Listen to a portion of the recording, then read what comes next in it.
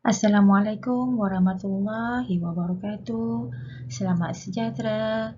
Berjumpa lagi kita dalam program e-belajar Perniagaan Tingkatan 4, Bab 4, Bahagian Fungsian Utama dalam Organisasi Perniagaan, siri yang ke-8.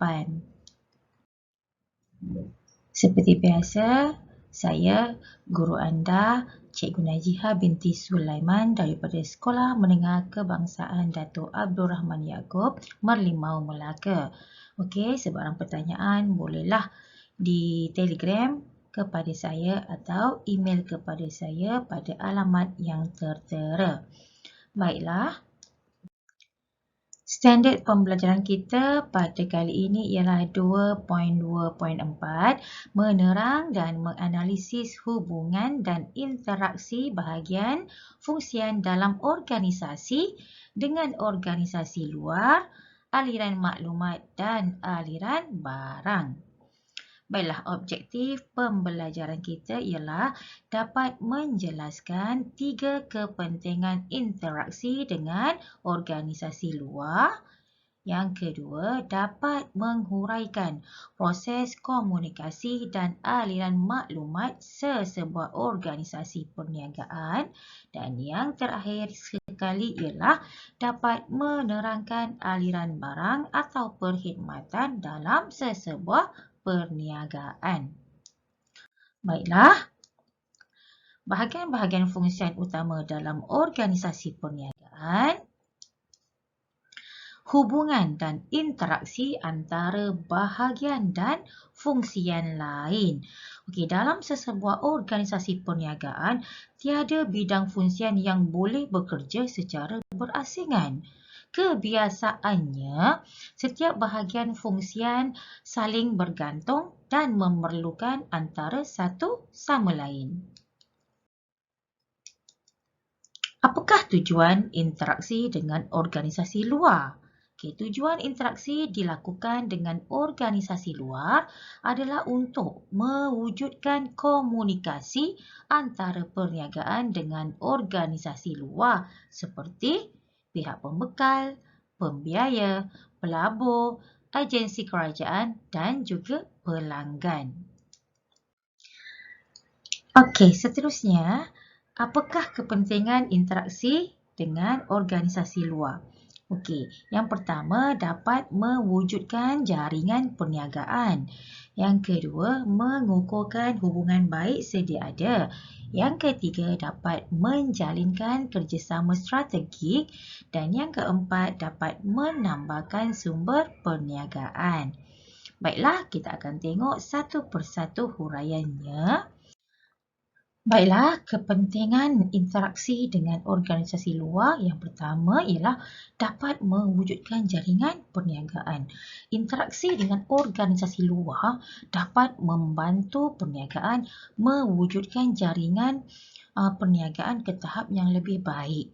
Jaringan yang bertambah akan membantu mengukuhkan sistem operasi dan kelangsungan perniagaan dalam pasaran. Okey, jadi bayangkan sekiranya sesebuah organisasi perniagaan itu tidak ada interaksi dengan organisasi luar. Jadi bagaimana mereka nak dapatkan bahan mentah dan produk yang mereka hasilkan tu siapa yang nak beli? Okey, daripada mana mereka nak dapatkan pembiayaan dan sebagainya. Jadi tak ada jaringan. Sebab itulah kepentingannya berinteraksi dengan organisasi luar seperti pelanggan, okey, pihak pelabur, pembiaya. Maka interaksi ini dapat mewujudkan jaringan dan dapat membantu mengukuhkan sistem operasi dan juga kelangsungan dalam pasaran. Baiklah, yang seterusnya. Okey, dapat mengukuhkan hubungan baik sedia ada. Interaksi yang wujud dengan organisasi luar akan membantu mengukuhkan hubungan baik yang sedia ada ke tahap yang lebih baik. Hubungan yang semakin baik akan membantu peningkatan dalam pencapaian matlamat perniagaan. Sebagai contoh, cikgu ambil interaksi dengan organisasi luar adalah pelanggan. Okey, kamu sudah ada pelanggan pelanggan. Okey, pelanggan baru membeli produk kamu. Jadi pelanggan baru ini telah pernah membeli produk kamu. Jadi kamu kena jaga, simpan data mereka ataupun kenal mereka. Jadi menjalinkan hubungan baik dengan mereka supaya mereka akan membeli lagi dan adalah lebih baik sekiranya mereka dapat pelanggan-pelanggan yang pernah membeli produk kamu tadi dapat recommend ataupun tolong promote produk yang kamu jual kepada pelanggan-pelanggan yang lain pula. Sebab itulah betapa pentingnya interaksi ni dengan organisasi luar, contohnya tadi seperti pelanggan, untuk mengukuhkan perniagaan kamu supaya perniagaan kamu lebih berkembang ke tahap yang lebih tinggi. Baiklah, kita tengok kepentingan yang seterusnya ialah dapat menjalinkan kerjasama yang strategik. Apa maksud menjalinkan kerjasama strategik? Okey, interaksi dengan organisasi luar juga bertujuan untuk meningkatkan jalinan kerjasama antara perniagaan dengan perniagaan lain yang berpotensi untuk menjalinkan kerjasama yang strategik. Okey, maksudnya di sini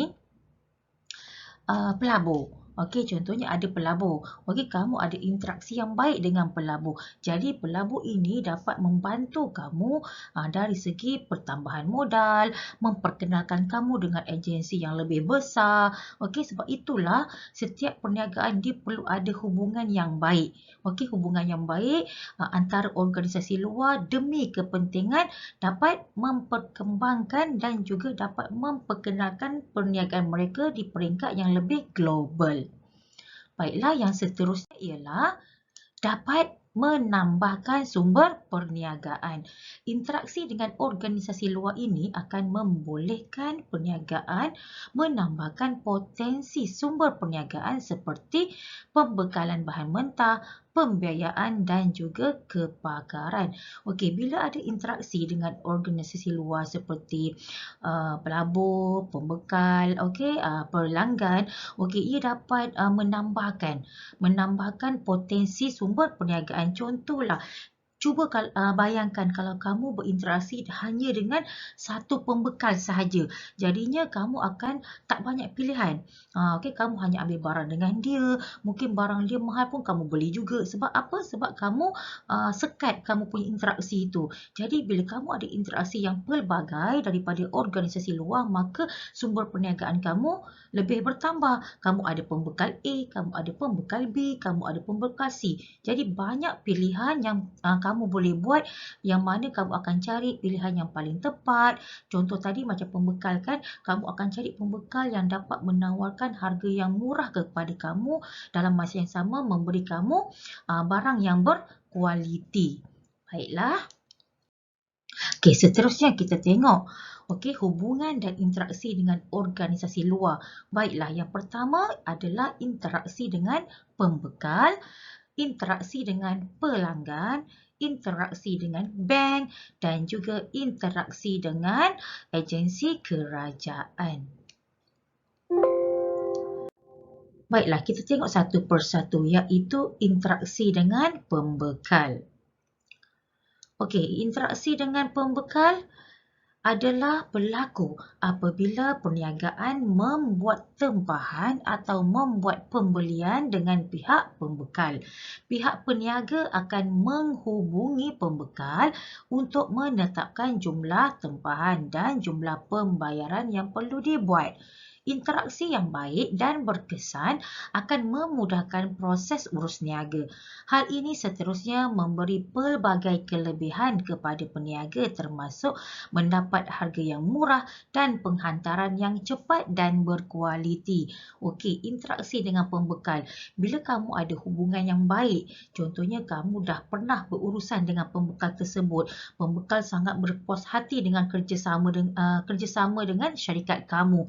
Jadinya maknanya mereka telah ada satu kepercayaan. Okey, mereka percaya, mereka kata mereka ni bagus, okey, bayar on time, dapat dipercayai, orang kata apa, sentiasa ada interaksi, sentiasa berkomunikasi. Jadi dapat menerapkan satu keyakinan kepada pihak pembekal. Jadi pihak pembekal akan membekalkan barang yang baik kepada kamu dan kamu pun sentiasa membayar on time kepada pembekal. Di situ telah ada satu jalinan kerjasama, interaksi dengan pembekal yang mana dapat memudahkan proses urusan jual beli antara pembeli dengan pembekal. Okey, perniagaan kamu tadi dengan pembekal. Baiklah, seterusnya ialah interaksi dengan pelanggan. Okay, interaksi akan berlaku apabila sesebuah perniagaan menjalankan urus niaga dengan menjual barang atau perkhidmatan kepada pelanggan. Kebiasaannya, pelanggan akan menghubungi peniaga sekiranya berminat untuk membeli barang atau perkhidmatan yang ditawarkan. Okay, pada masa yang sama, peniaga juga turut menghubungi dan mendekati pelanggan bagi mempengaruhi mereka untuk membeli barang atau perkhidmatan yang dikeluarkan oleh perniagaan. Baiklah, di sini adalah setiap peniaga, setiap perniagaan dia mesti ada interaksi, mesti ada komunikasi dengan pelanggan. Sebab apa? Pelangganlah yang akan membeli produk ataupun perkhidmatan mereka. Okey, sama ada kita sebagai pelanggan pergi cari peniaga. Contoh, kita nak makan, kita teringin nak makan nasi biryani contohnya. Jadi kita pun akan cari peniaga yang jual nasi biryani. Begitu juga dengan peniaga. Okay, dia akan berusaha untuk cari pelanggan dan akan meyakinkan pelanggan, akan mempromot barang-barang mereka supaya kita semua beli produk ataupun perkhidmatan yang ditawarkan. Itulah dia interaksi dengan organisasi luar iaitu pelanggan, di mana peniaga, sama ada peniaga berinteraksi dengan pelanggan ataupun pelanggan sendiri yang akan mencari peniaga. Di situlah berlakunya interaksi. Baiklah, yang seterusnya. Okay, hubungan dan interaksi dengan organisasi luar yang seterusnya ialah interaksi dengan pihak bank. Okay, interaksi ini berlaku apabila sesebuah perniagaan itu ingin mendapatkan bantuan pembiayaan keuangan daripada pihak bank. Jadi biasanya pihak bank akan meneliti kemampuan sesebuah perniagaan untuk berdaya saing dalam pasaran dan membayar balik pinjaman. Maksudnya dekat sini, pihak bank dia akan meneliti, mereka akan tengok kemampuan sesebuah organisasi perniagaan itu, sama ada perniagaan mereka itu berdaya saing, sama ada prestasi syarikat tersebut maju, tahap keuangan mereka, transaksi penyata mereka. Jadi sekiranya mereka mempunyai penyata dan juga kemampuan untuk membayar balik pinjaman, maka pihak bank akan memberikan bantuan pembiayaan kepada perniagaan tersebut. Okey, baiklah. Jadi interaksi ini berlaku bila mana sesebuah organisasi perniagaan itu ingin dapatkan bantuan pembiayaan keuangan. Baiklah, hubungan dan interaksi dengan organisasi luar yang seterusnya ialah interaksi dengan agensi kerajaan. Okey, interaksi berlaku apabila perniagaan ingin mendapatkan sesuatu kelulusan daripada pihak kerajaan. Selain itu, urusan tender juga akan mewujudkan interaksi antara peniaga dengan pihak kerajaan. Okey, bagaimana pihak peniaga ada interaksi dengan kerajaan? Okey, sebagai contoh, cikgu ambil PLKN. Okey, pernah dengarkan PLKN? Okey, di mana murid-murid lepasan SPM dikehendaki untuk memasuki PLKN, okey, untuk membentuk jati diri. Okey, jadi ketika program ini dilakukan, maka agensi kerajaan perlukan pengangkutan dan juga mereka-mereka ataupun peniaga-peniaga yang boleh membuat makanan, okey, catering makanan kan, untuk murid-murid yang terlibat dengan PLKN. Jadi di sini bila tender dibuka, maka peniaga-peniaga perlu ada interaksi dengan kerajaan supaya mereka terpilih. Kerajaan memilih mereka. Kerajaan memilih perniagaan mereka. Kerajaan memilih syarikat mereka untuk sama-sama melibatkan diri dalam PLKN untuk dapatkan pengangkutan, tender pengangkutan maupun tender untuk menyediakan makanan kepada murid-murid yang join PLKN tersebut. Jadi di situlah berlakunya interaksi antara peniaga dengan agensi kerajaan.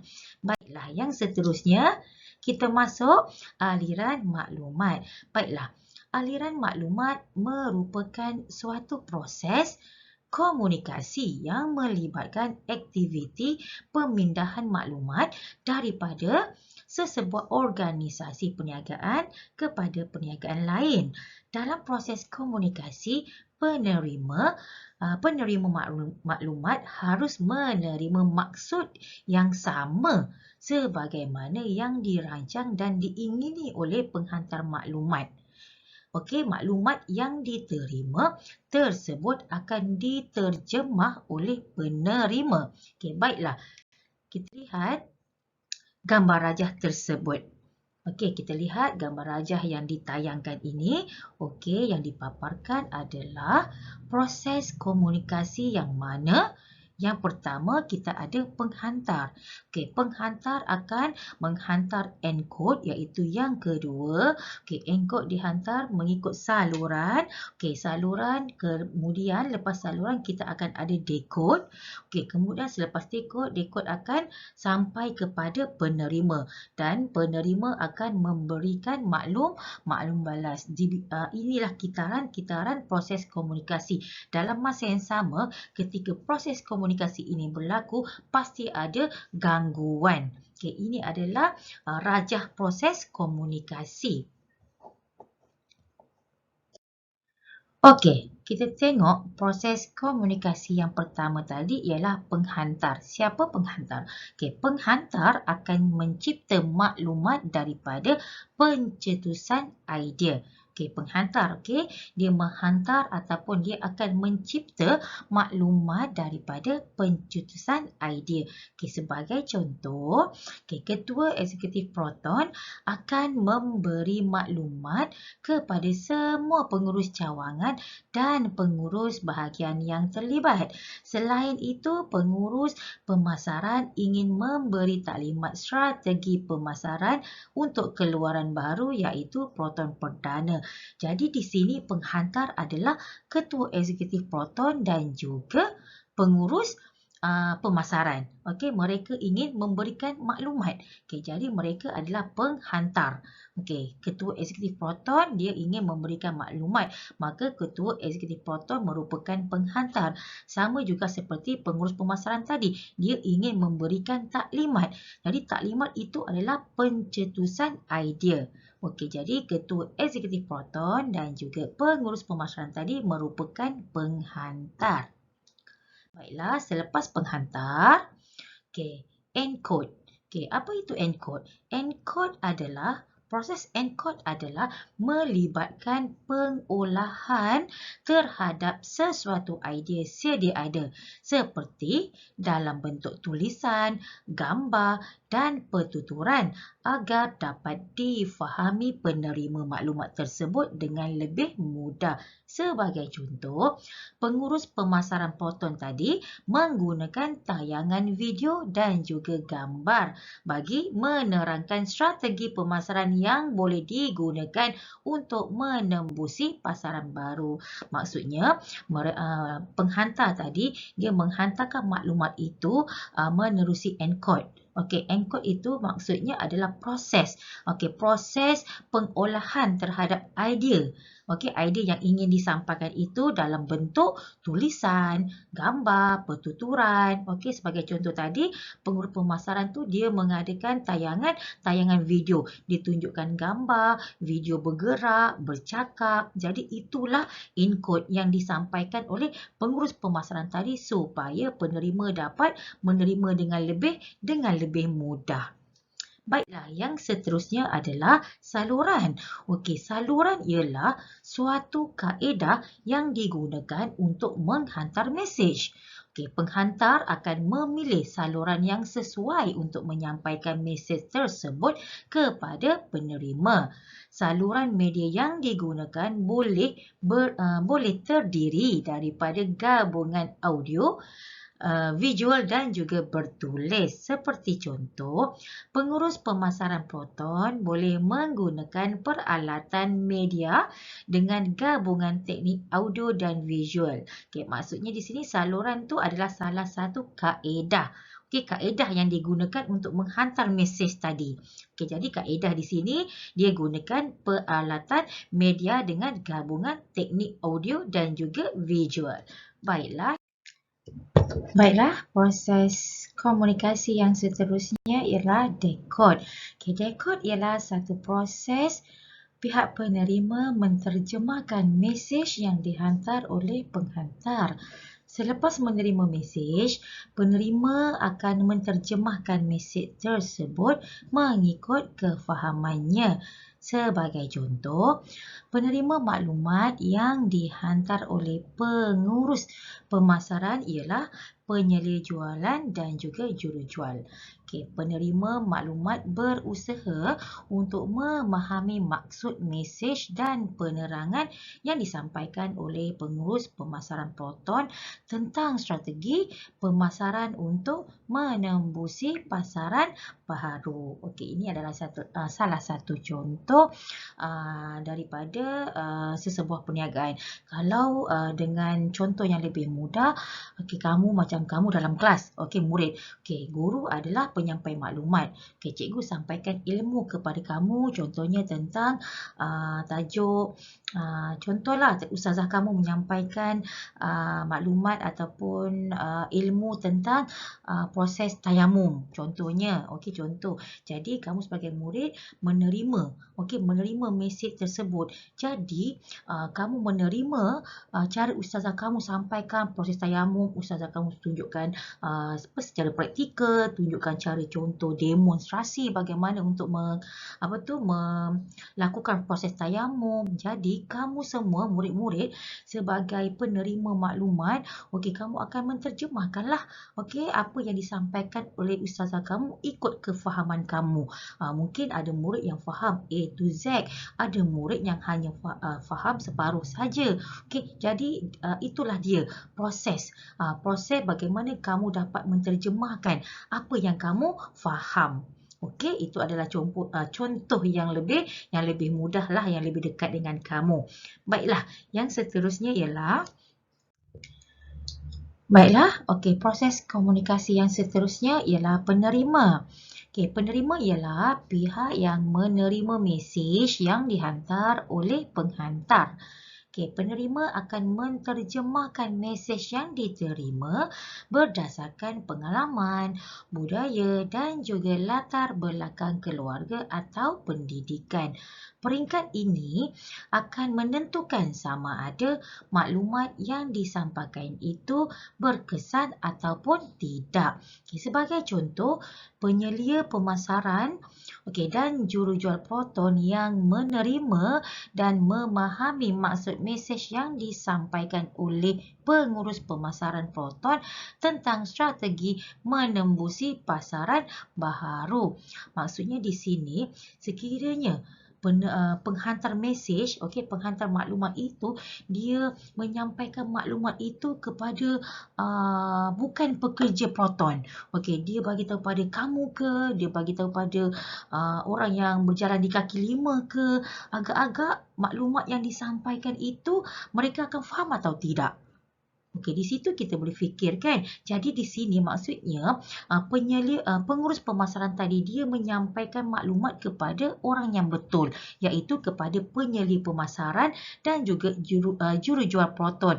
Jadinya maklumat yang disampaikan dapatlah difahami oleh penyelia pemasaran dan juga jurujual proton memandangkan mereka itu adalah staf yang bekerja di proton. Okey, proses komunikasi ini tidak akan berkesan sekiranya maklumat yang disampaikan itu adalah kepada orang yang salah. Okey, baiklah. Baiklah, proses komunikasi yang seterusnya ialah maklum balas. Okey, maklum balas merujuk kepada tindak balas penerima terhadap mesej yang diterima. Setiap maklum balas yang diterima adalah penting bagi mengukur tahap keberkesanan proses komunikasi dan memastikan maksud mesej yang dihantar oleh penghantar sama dengan maksud mesej yang diterima oleh penerima. Okey, maklum balas boleh diberi dalam bentuk tulisan atau kata, isyarat badan ataupun mimik muka.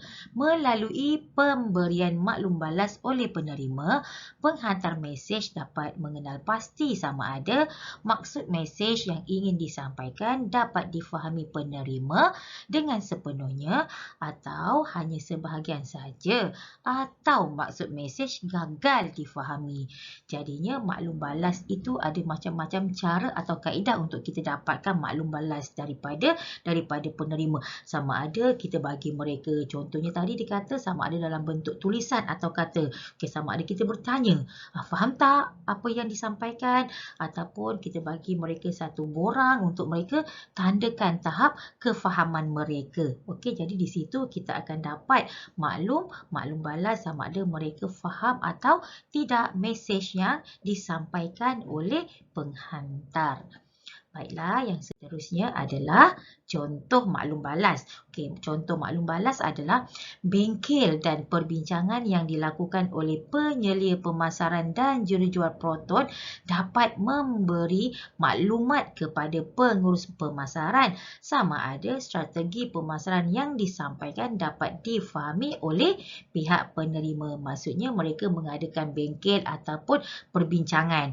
Okey, jadi di situ penyelia pemasaran dapatlah memastikan sama ada jurujual dan juga penyelia proton tadi faham apa yang disampaikan oleh pengurus pemasaran proton tadi. Baiklah, yang seterusnya ialah proses komunikasi yang terakhir sekali ialah gangguan.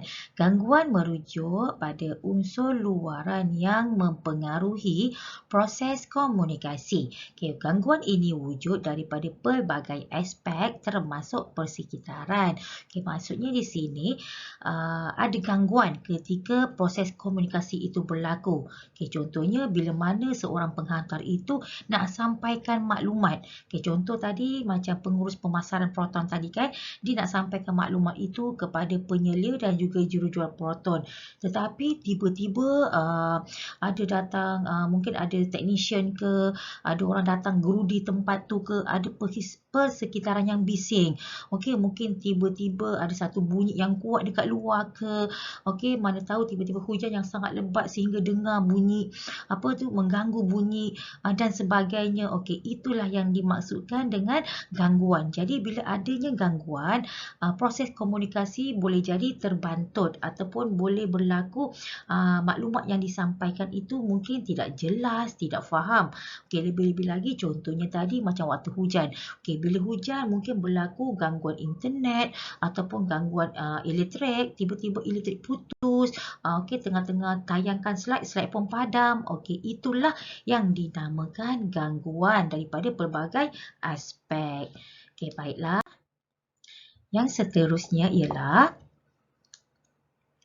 aliran barang dan juga perkhidmatan. Okey, aliran barang dan perkhidmatan merujuk pada suatu proses pemindahan barang atau perkhidmatan daripada sesebuah perniagaan kepada perniagaan yang lain.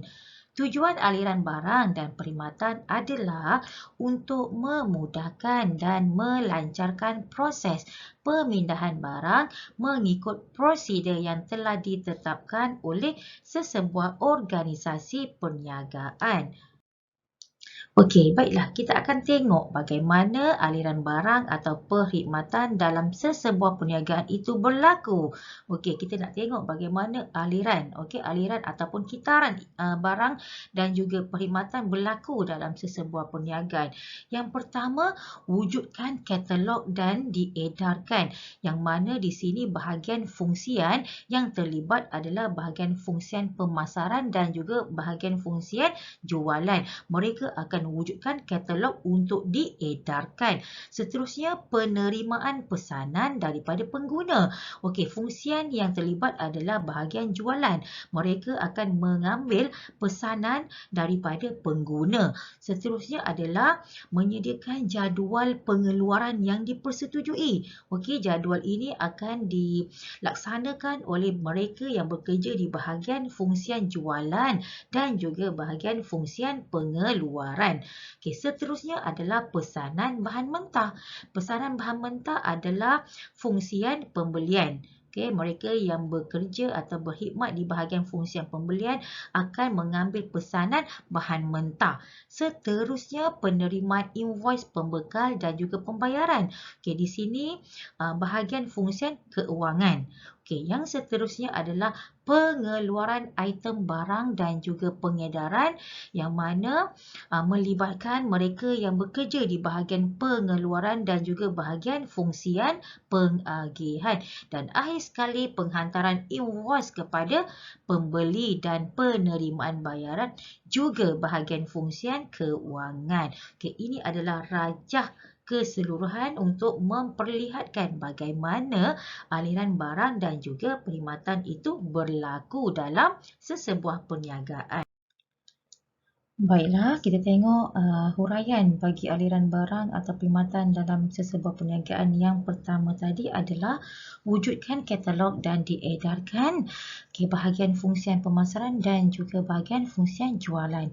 Bahagian pemasaran perlu membuat katalog yang mengandungi maklumat yang berkaitan dengan jenis barang atau perkhidmatan dan juga harga yang ditawarkan.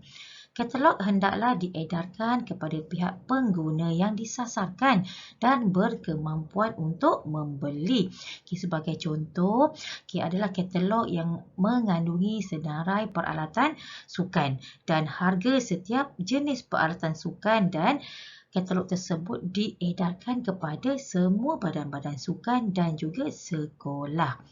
Baiklah, seterusnya ialah penerimaan pesanan daripada pengguna yang mana melibatkan bahagian fungsian jualan. Pihak pengguna yang berminat dengan barang atau perkhidmatan serta harga yang telah ditetapkan dalam katalog akan membuat pesanan mengikut jumlah yang dipersetujui. Okey, mengikut jumlah dan item yang dipersetujui. Pesanan ini akan diterima oleh unit jualan di bahagian pemasaran untuk tindakan selanjutnya. Sebagai contoh, pihak sekolah membuat pesanan peralatan sukan yang dipersetujui berdasarkan item dan harga dalam katalog tersebut kepada bahagian fungsian jualan. Okey, Okey, seterusnya adalah jadual pengeluaran yang dipersetujui yang mana melibatkan bahagian fungsian jualan dan juga bahagian fungsian pengeluaran. Pihak jualan di bahagian pemasaran akan memberikan maklumat berkaitan dengan pesanan yang telah dipersetujui kepada bahagian pengeluaran untuk tujuan menghasilkan setiap barang atau perkhidmatan yang telah ditetapkan.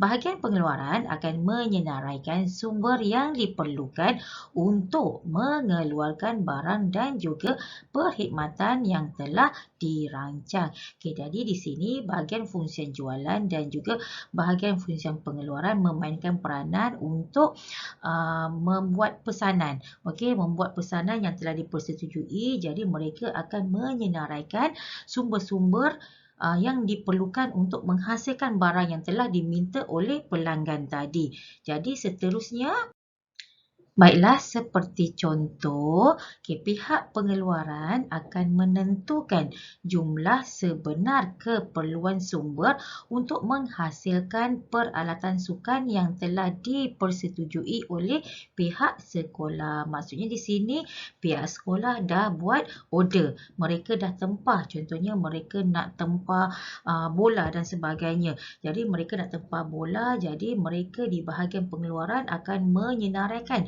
berapa biji bola yang diperlukan. Jadi untuk menghasilkan sebiji bola memerlukan getah. Jadi pihak pengeluaran ni dia dah senaraikanlah sumber-sumber yang diperlukan bagi menghasilkan tempahan, menghasilkan barang yang telah ditempah oleh pihak sekolah tadi. Baiklah, yang seterusnya adalah pesanan bahan mentah. Tadi pihak pengeluaran dia dah senaraikan. Dia dah senaraikan sumber-sumber yang diperlukan. Yang seterusnya adalah pesanan bahan mentah yang mana melibatkan bahagian fungsian pembelian. Jadi, unit pembelian di bahagian pengeluaran hendaklah membuat pesanan membeli bahan mentah yang mencukupi dalam proses menghasilkan barang ataupun perkhidmatan yang telah dijadualkan sebelum ini. Sebagai contoh, bahagian pembelian menyenaraikan keperluan bahan mentah untuk menghasilkan peralatan sukan berdasarkan persetujuan dengan pihak sekolah. Maksudnya, bahagian fungsian pembelian ni dia dah senaraikan apa yang nak beli. Bahan mentah yang mereka nak beli. Contoh tadi macam bola, perlukan getah, mungkin perlukan fabrik dan sebagainya untuk menghasilkan baju sukan. Jadi di sini fungsi bahagian fungsian pembelian adalah menyenaraikan keperluan bahan mentah yang diperlukan bagi menghasilkan tempahan yang diminta oleh pihak sekolah tadi. Jadi aliran yang seterusnya adalah penerimaan invoice, pembekal dan juga pembayaran yang mana melibatkan bahagian fungsian keuangan. Bahagian keuangan akan membuat pembayaran kepada pihak pembekal yang membekalkan bahan mentah kepada perniagaan mereka. Jadi pengaliran wang keluar akan berlaku daripada perniagaan kepada pihak pembekal. Sebagai contoh, perniagaan menerima bekalan bahan mentah daripada syarikat pembekalan peralatan sukan dan membayar wang kepada pembekal berdasarkan pesanan bahan mentah. Yang seterusnya adalah pengeluaran item barang dan pengedaran yang mana melibatkan bahagian pengeluaran dan juga bahagian fungsian pengagihan. Bahan mentah yang diterima daripada pihak pembekal akan diproses untuk menghasilkan barang yang telah dipesan. Barang yang telah dipesan atau ditempah oleh pihak pengguna. Setelah selesai menghasilkan barang, bahagian pemasaran akan mengedarkan kepada pihak pengguna yang telah membuat pesanan pembelian barang tadi. Sebagai contoh, pihak perniagaan mendapatkan peralatan sukan daripada bahagian pengeluaran, kemudian mengedarkan kepada pihak sekolah sebab pihak sekolah tadi telah membuat tempahan dan pesanan kepada perniagaan tersebut. Baiklah, yang seterusnya adalah penghantaran invoice kepada pembeli dan penerimaan bayaran yang mana melibatkan bahagian fungsian keuangan. Jadi bahagian fungsian keuangan dia akan hantar invoice. Akan hantar invoice kepada pelanggan. Kepada pelanggan yang mengandungi senarai barang-barang yang ditempah dan juga jumlah bayaran yang perlu dibayar oleh pihak pengguna. Pihak pengguna perlu membayar sejumlah wang kepada perniagaan berdasarkan invoice seperti pesanan yang dibuat oleh pihak pengguna sebelum itu. Sebagai contoh, bahagian kewangan menghantar invoice kepada pihak sekolah untuk menuntut bayaran. Pihak perniagaan menerima pembayaran daripada pihak sekolah yang telah memesan peralatan sukan sebelum itu. Baiklah. Terima kasih untuk kali ini saya ucapkan kepada Jabatan Pendidikan Negeri Melaka, Pejabat Pendidikan Daerah Melaka Tengah, Pejabat Pendidikan Daerah Alor Gajah, Pejabat Pendidikan Daerah Jasin, pengetua-pengetua Negeri Melaka, juga guru-guru perniagaan Negeri Melaka. Sampai kita berjumpa lagi pada siri akan datang. Bye!